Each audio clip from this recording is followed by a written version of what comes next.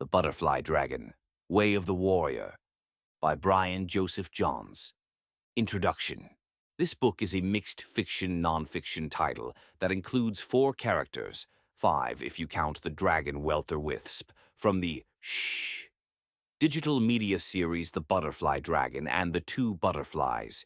It combines aspects of Canadian history with the events from other books from Shhh digital media, namely Tales of the Sanctum, A Lady's Prerogative, Wounded Earth, originally written and published in 2014.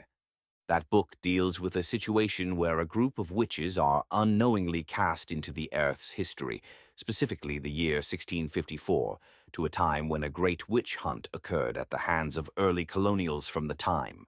The story leads to the establishing of a fortress town for those exiled by this hunt, a place called the Haven of the True. There it is run by a witch, Naloni Thearin, who wields the forces of nature against the witch hunters before being drawn into a higher calling with her sister in spirit, Naloni Ardbloom. By the time the book ends, the fate of the Haven of the True is never really discussed. It is just understood that they continue on unimpeded to grow as their own town separate from the colonials. Meanwhile, the French have claimed most of what is now Canada as New France, while the British have sent General James Wolfe to conquer that territory from General Joseph Louis Joseph de Montcalm for the British Empire. This is the situation that our 4 female protagonists are drawn into from their modern-day lives. Alicia Weston is an attractive blonde-haired woman and a quantum biologist who invented a formula known as the SY349, a formula she biologically engineered years earlier as part of a project to battle degenerative diseases. Impatient with waiting for Health Canada to approve the drug, she tests it upon herself and finds that it transforms her physically into the most perfect version of herself that she could be. She quickly finds that it gives her superhuman abilities and uses these abilities to help fight a criminal network of corruption as the superhero Night Style. Haylin Yates is a Chinese-Canadian fashion designer who immigrated from China to Canada as part of her father's job as an architect. She was 3 years old when they arrived, and her parents changed her name from Ai Yuanlin Ying to Haylin Yates to help her adjust to her new home. As she gets older, she finds out that she's part of a thread of women and men in history who are part of a secretive group whose intent is the protection of innocence. They combine martial arts, skill, and mastery, all of which they learn starting from a young age, to become potent and independent in their lives and careers while pursuing these ends. With the help of her friend Alicia, she graduates from school and starts her own fashion company, Westmeet East International. The two become separated over time and eventually meet each other almost a decade later, where Alicia gives Haylin the same formula and she becomes the superhero Butterfly Dragon. Monique Defleur is a troubled French high school dropout who becomes mixed up with the wrong boyfriend, a gangster part of the corrupt network that Alicia is trying to stop. Being headstrong, Monique leaves her boyfriend and finds herself without a job or a home. Only a bit of money she'd managed to save working as a waitress. On the very day she leaves him, she goes to a local artsy cafe where she is discovered by Haylin Yates. Haylin realizes that the young woman has the perfect look for an upcoming photo shoot of her fall fashion lineup and immediately offers Monique an opportunity to work as a model. Haylin helps Monique to get onto her feet to the point that she reclaims her independence, even buying her own condominium unit. On the same weekend that Haylin reunites with Alicia, Monique too is introduced to the formula and is turned into the Eclipse, a superhero who can transform herself into light or shadow. Aikiko Tanaka is a woman from Japan who was sold by her father into an underground clan to pay his gambling debts. She had her dreams set upon becoming a butterfly, much like Haylin, and had even carried on the tradition of her family dojo in martial arts. After escaping from the clutches of the underground clan with the help of a Chinese tattooist, she flees to Canada with the intent to hunt and destroy the butterfly dragon. The two fight many times, but eventually end up becoming friends and then loyal allies when they are able to tame the otherworldly aspect of her being as the nemesis anti-hero Dragon Butterfly.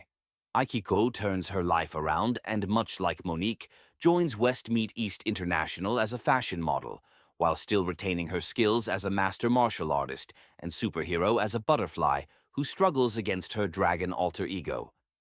These four women all undergo training from a series of instructors who've dedicated their lives to helping the butterflies of the world. There is Hanshi Morgan Hind, a sensei of Goju Ryu.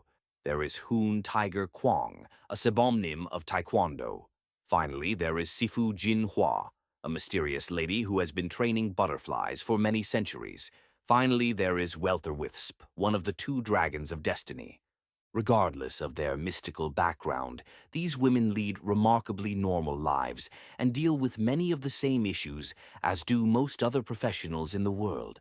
They all reside in Toronto, Ontario, Canada, where their many adventures find their origin, occasionally traveling to other parts of the world as part of their careers or their purpose. When their story starts in this book, they begin from the dojo where they are practicing in weapons kata and kumite. However, they never suspect that they are about to get an up-close and personal lesson in Canadian, American, and European history, not as part of the audience, but as direct participants. The Butterfly Dragon, The Way of the Warrior, by Brian Joseph Johns. Chapter 1. Migration. 1759. East of Lake Huron, the continent of the Northern Americas. The setting sun crested the great lake, rays of light glistening on the surface of its rippling waters as the sun slowly dipped behind the trees. A solitary loon somewhere in the distance sang its final song of the day as the darkness of night crept forward upon the land. Fires burned, a rather large one in the center of the village, fiercely so, its peak more than twice the height of the tallest hunter of the Wendat village of Sounduste. Cochise, whose very name meant one who feeds the village pyre, yipped loudly into the wind in victory as he fed a large log he'd cut earlier into the interior of the fire without collapsing the pinnacle. Amidst Cochise's victorious and audible display, one of the scouts, Doba, stood up suddenly from his perch around the fire, letting out a single but pronounced shrill. Cochise immediately stopped and looked to his best friend. "Are you sure?" he asked Doba. "Yes, a single horse, light-footed. A scout, maybe," Doba responded.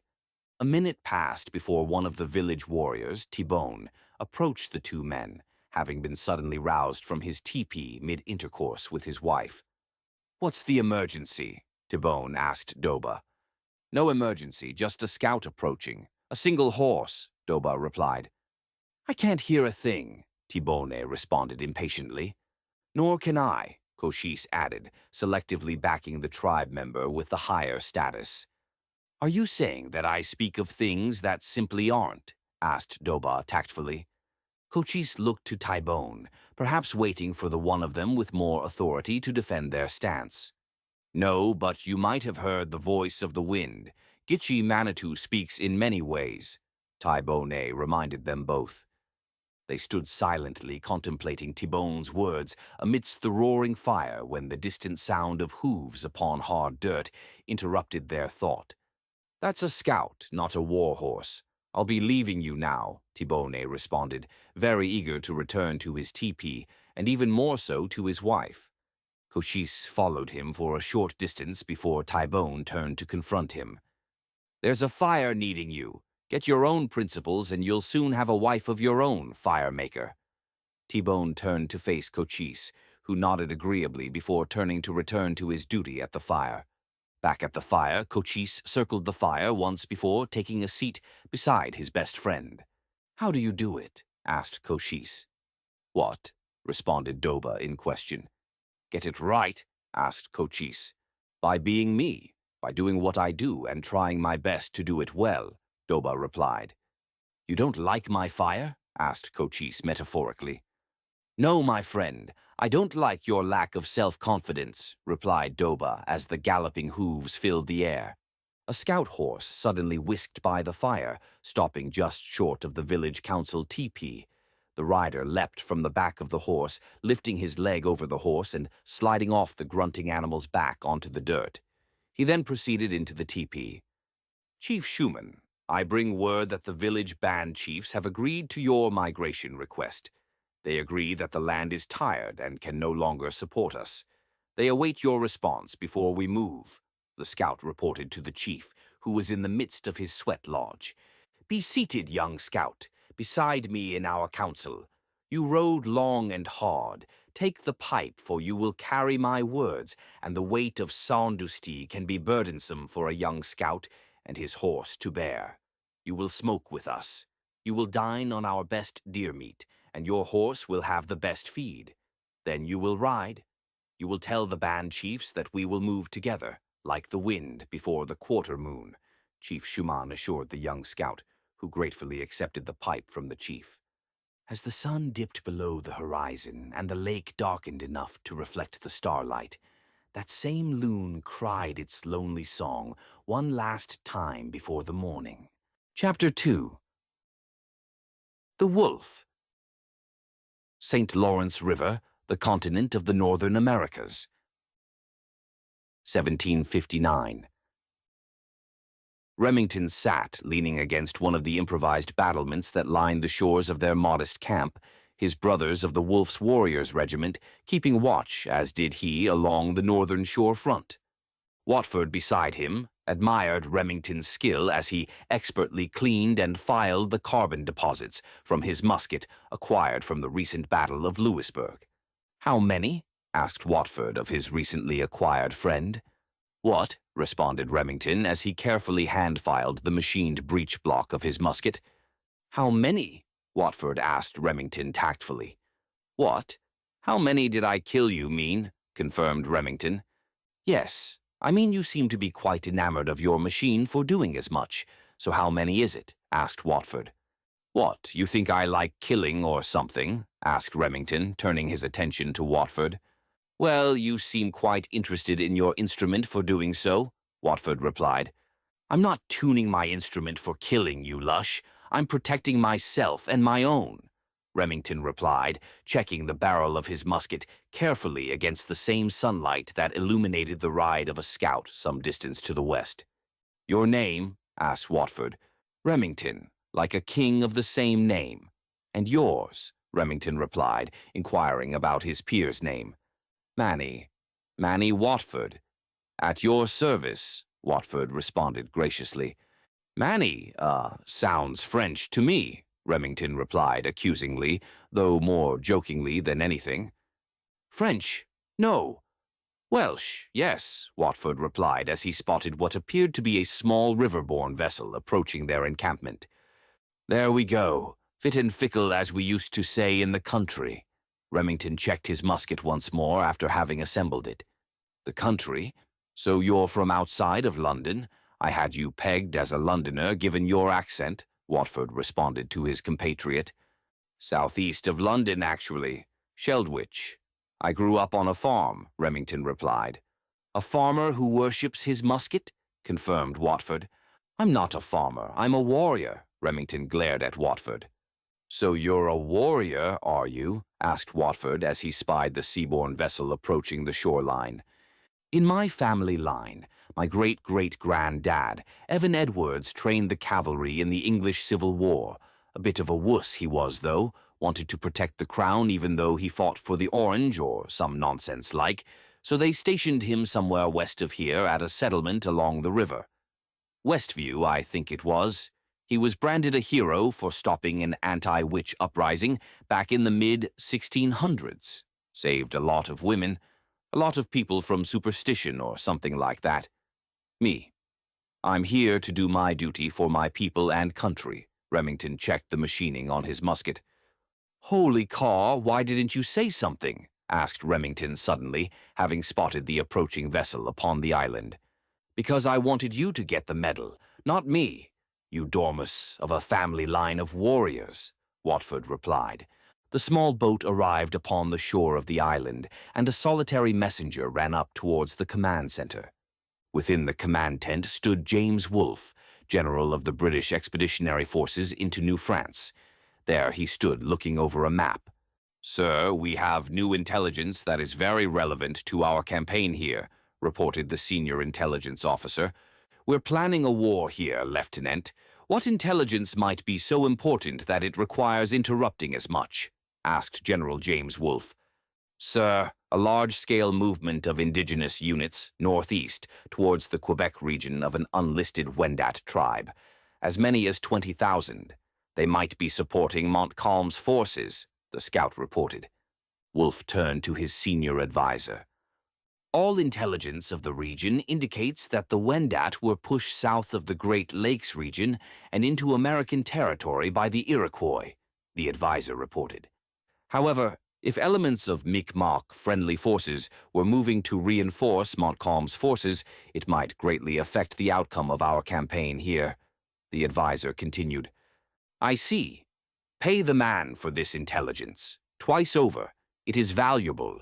Put together a flanking force, several battalions, enough to flank them from the south if need be. Have a separate scouting force grab and interrogate any stragglers. We can't afford any losses in the upcoming campaign," Wolfe replied to his commanding staff. Moments later, the orders filtered down the ranks, and Remington and Watford both had a new tasking. "I'm a horrible rider," said Watford as he gathered his gear, preparing for their new assignment. "Don't worry, I've got your back. It's in my family. My great-great-granddad Evan trained the Ironsides cavalry, but he never once rode against the crown. I'll show you a thing or two that will get you riding like a champ in no time," Remington assured his new friend. "How many of us will there be?" asked Watford of Remington. 12 of us, including the commanding officer. Small enough so that we can move quickly. This is definitely a scouting mission. That boat must have been carrying the message that resulted in our tasking, I'd bet," Remington told Watford, as the two grabbed the rest of their kit and made their way to the south dock. Before the late afternoon sun had dipped to 3/4 of the horizon, their corvette, the HMS Wickerford, left the docks with its own crew, a cargo of 12 men, 12 draft horses, and supplies for the aforementioned. Their destination, the colony town of West View. Chapter 3. These dreams. Somewhere outside of time and space. The field. Aikiko's dress fluttered in the wind as she walked behind Yuanlin Ying, both of them in the flower-filled field under a star-spirited sky. The light of the moon shone upon them and the other flowers of the field as they walked in the twilight of darkness and light. "Where are we going?" asked Aikiko. "I think that it's time that you met someone," Yuanlin Ying replied, also wearing a similar dress as she walked in her bare feet ahead of Aikiko. "What is this place?" asked Aikiko. "It's the field. This is the place of my dreams, where when I was a little girl my destiny was revealed to me," Yuanlin Ying responded. "Why are you even showing me this?" asked Aikiko. "Because it is your destiny, too." "Warai, too," Yuanlin Ying responded. "And what destiny is that?" asked Aikiko. "Within you each, there is a butterfly, meandering a seemingly random path. Hidden alongside, there is a dragon of old, its ferocious stance. Within your lives, there is this dance, a way of life as you advance." Weltherwithsp's thunderous voice broke the peace and silence around them as the serpentine dragon descended from the heavens on golden wings to land before them. Aikiko stepped forward to take her place beside Yuanlin Ying. "It's been a long time," Yuanlin Ying addressed her old friend. "That it has, and as if by chance I choose to speak before I prance," Weltherwithsp replied in a deep and poetic voice. Aikiko bowed low before the dragon, and when she returned her gaze to the serpent, it too was bowing just as low to her. Yuanlin Ying told me that we are here to know our destiny. "What is my destiny, Elder Dragon?" asked Aikiko.